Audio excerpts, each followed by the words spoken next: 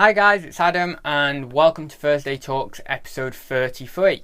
I've got a few questions today from two different people, both fairly regular commenters as well. And before I begin, I want to say that I'm doing a couple of sales updates very soon. I've just been snowed under this week really with a lot of stuff. I will be doing a higher value sales update and a lower value sales update. And you can watch whichever one you want. You can watch both. You can just watch the higher value one, or vice versa. You can just watch the lower value one. Whatever floats your boat. But I thought I would do a lower value sales update as well, because it just gives people an idea of the bread and butter stuff that you can pick up and you can sell and stuff like that. First question. Amazon drones, my opinion. I didn't get the question up, I didn't get the full question up, but that was the gist. What do I think of Amazon drones and stuff like this coming out? I suppose this isn't entirely reselling, but I'll just talk about it, I've looked into it a bit, but I've not really looked into it entirely.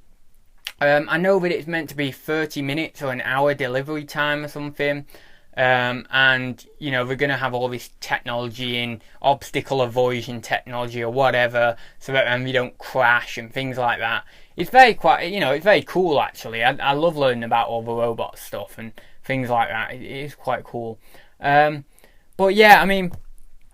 terms of Amazon customers, I feel that this is just my opinion, but I feel if Amazon are investing heavily in this new drone scheme, and they're rolling it out across an entire country or a few countries even, then they're going to want to recoup that cost somehow.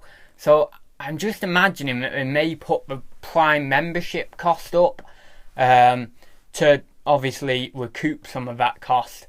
Now I don't think that's going to mean anything for sellers. I think pretty much all the Prime members are going to stay Prime members anyway because of the decreased delivery time. Instead of getting it in a day, they're now getting it in an hour or 30 minutes or whatever. So I don't think it's going to put many Prime members off really from either purchasing a Prime membership or renewing a Prime membership. But for example, if it did put a lot of Prime members off, then that would mean that less FBA sellers would get sales because there's a reduced number of Prime members, and then that's how it could lead on to affect reselling. But to be honest, I don't think that is much of a concern or a worry really. I'm trying to think about how Amazon may go about recouping that large cost of creating all these new drones and stuff, because they've got to recoup the cost somehow.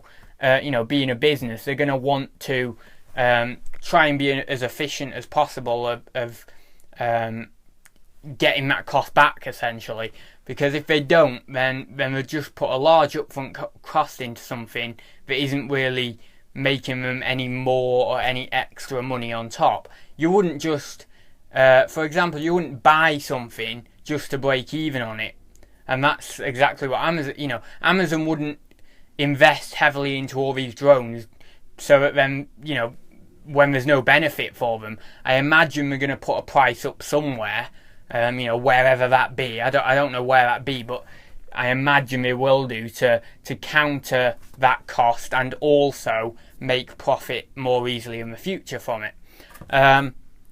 Anyway, that's just my opinion on it.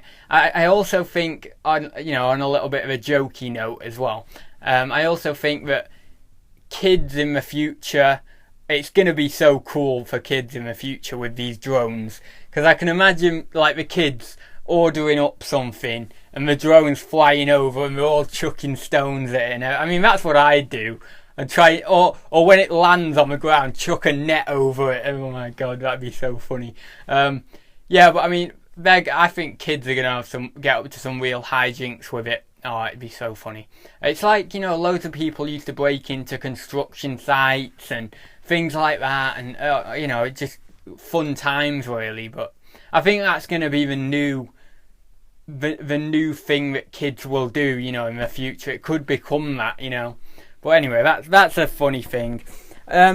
Also, he asks, how much do I value my time per hour? I don't really do the per hour thing unless I am selling Lego, or for example in the future if I sold Playmobil or something like that. Anything I have to sort, anything that takes a long time to sort, I will really look at the time factor.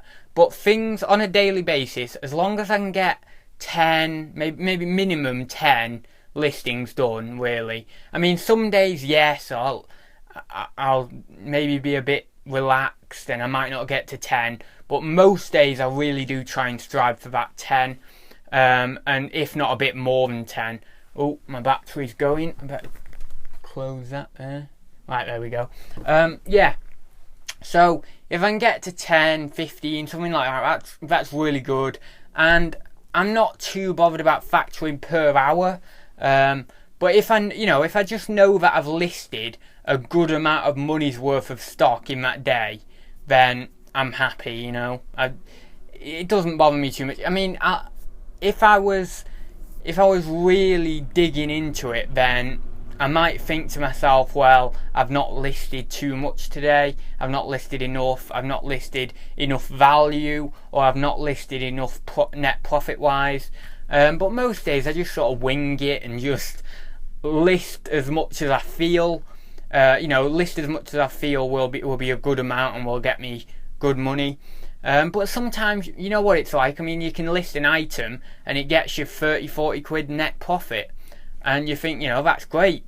And then other days you might list 20 items that maybe only get you the same sort of net profit, like 40 quid if you're doing all lower value items that are maybe 3 quid net profit on each one. So, 2 or 3 quid net profit on each one. So it just depends what you're listing, I suppose. But yeah, I just do it per day, and I set myself some sort of target for the day, and I have to get that done. Like today, minimum 10 listings, hopefully get to 15.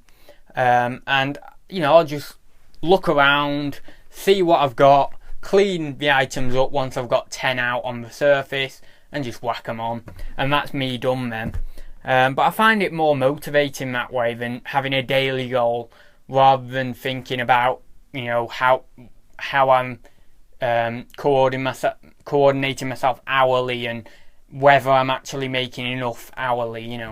But yeah, as I say, definitely for Lego is a big one. You have to do that for Lego. So next was a question, I think it was Christina, I can't remember her name, I'm sorry, but some great questions here.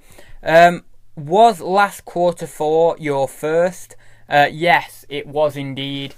And I was, well actually, I'll answer the others and then I'll do a bit of a ramble.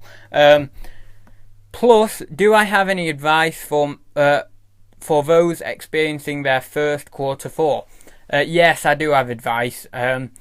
One, list now. Don't wait. Don't keep waiting.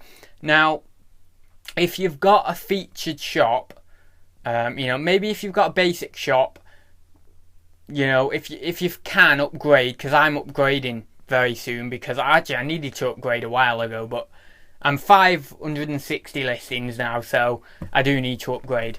And then I'll just whack as much on as possible, because it's worthwhile.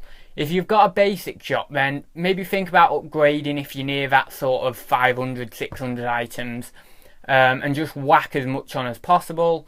And if you've got a basic shop, you might have to think about costs and listing fees and stuff a bit more. But if you can get that 50,000 free listings, or you can get some free listings, then go ahead, whack everything on, because the bigger inventory you have now, the better. Basically, you will be able to get more and more sales if you have a bigger inventory.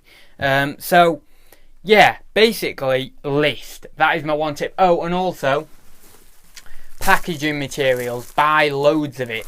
If you've got 200 plus items on, buy loads of packaging, because I had 100 items on last Q4, and in one day I got 11 sales, and that's a 10% sell-through rate. Now, if I had a 10% sell-through rate in terms of on that one day with the items I have now, I would have sold 56 items. So it's crazy. This Q4, I'm hoping I can top 25 sales in a day, one day. Really hoping that'd be awesome. I might even be underestimating there, but I don't know. Or maybe I'm overestimating. I don't know, but I'd really like to get like 25 sales in one day. That'd be awesome this fourth quarter. Yeah, but one thing I'm definitely going to do is buy loads of packaging materials. So, oh, and also any things that I wish I knew. Yeah, I wish I knew that it got so busy. Everyone said it. Everyone said to me and to others, on videos and messages and things like that. Oh, it gets mega busy. It's, you can't keep up and all that sort of stuff. And I only had 100 items on, but I was busy with it really. And nowadays, having having the amount of sales I had back then, I had like 5 or 6 sales a day, but to me that was busy. But now I'm more of a developed reseller, and 5 or 6 sales, it's like, yeah, it's all right, but nothing amazing. And I could quite easily do 10, 15 sales a day, and I could be just about keeping up with it, be pretty all right. Now that's not to say I could replenish all my inventory, but I could certainly keep up with packaging and things like that. Now that's another topic to talk about. Replenishing your inventory in fourth quarter. You're probably not going to be able to do it. So as I say, list now, and then if you can't quite keep up with listing in fourth quarter, don't worry about it, because you've already listed loads now. So you can let those listings dwindle a little bit. By all means, keep listing in fourth quarter, but you probably won't be able to keep up with it. So, if it does dwindle a little bit, don't worry. Just list stuff now, ready for it. And you've done it in advance, haven't you then?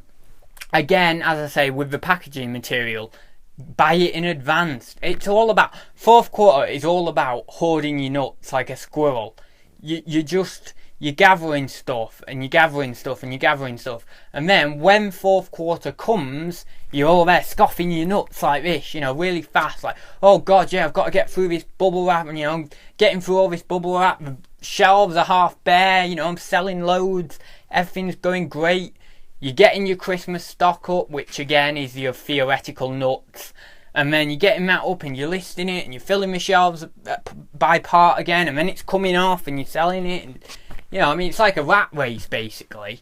And you've just got to think of it like that. Think of it like hoarding your nuts. Like, all through the year the squirrel is looking for his nuts, and then he'll stuff them away in his tree or wherever. And then when winter comes, you go in your tree and you're eating all your nuts, just like you're listing. So you have a big hoard of stuff all year, and then you list it when fourth quarter comes, and you've got a big hoard of packaging materials, and you're using it up when fourth quarter comes. It's just all like that. If reselling it's really simple, but there's what I would say with reselling is, on one side of things it's really, really easy. On another side of things, it's really, really hard. But what I mean by that is reselling is very easy in terms of the process. The process is very easy. But when you start getting 10, 15, 20 sales a day, that's when it becomes hard. Because although, yes, the processes are easy, you've got, tons of them going on. And then suddenly you're thinking, oh God, I can't keep up here. And then it starts getting hard. And that's when you really have to think, I've got to be self-motivated. I've got to be dedicated. I've got to know what I'm doing. I've got to have time efficiency. And, you've just got to be a reseller. You've got to be in that mindset. You've got to be adaptable. You've got to be everything a reseller has to be able to keep up with it. And it's a real test. And last year wasn't that much of a test for me, but hopefully this year will really put me to the test, and by next year I'll completely be on it. Then I'll know it. I'll know completely what to expect next year for fourth quarter, because I think the first couple of years you're still finding yourself. You're not too sure, and that's what I am. I'm still like that now. So hopefully, once we've got this fourth quarter out of the way, I'll be much more like it. Much more on it. So yeah. Anyway, I'll leave it there, guys, because we're at 15 minutes. See what I mean? I've just rambled for 5 minutes then. Anyway, we'll leave it there. As I say, I will do those sales updates very soon. And yeah, I will see you in the next one. Don't forget to give it a like down below. And if you haven't already, please like my Facebook page, because I'm very, very close to 100 likes.